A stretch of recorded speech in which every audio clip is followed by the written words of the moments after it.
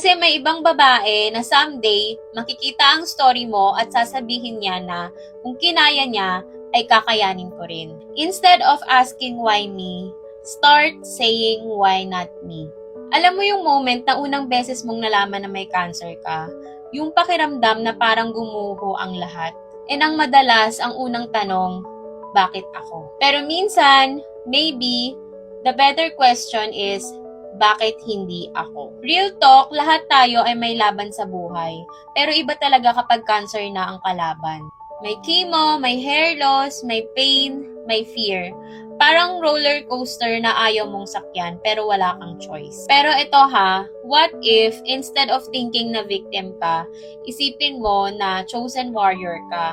Na maybe may reason kung bakit ikaw ang napili sa laban na to. Maybe kasi kaya mo, kasi may lakas kang hindi mo pa nakikita, kasi may ibang babae na someday makikita ang story mo at sasabihin niya na kung kinaya niya ay kakayanin ko rin.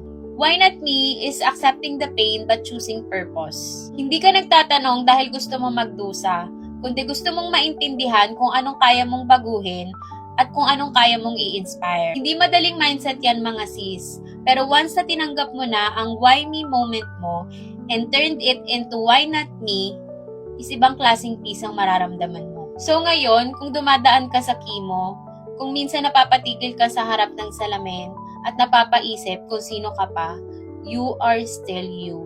You are beautiful and you are stronger than you think. Instead of asking why me, start saying why not me.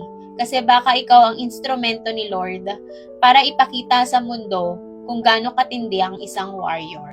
So chin up warrior, hindi mo lang to laban, ito ay testimony mo. You are not a victim, you are a warrior. Kung nagustuhan mo ang video na to, don't forget to like, share, and follow. Thanks for watching!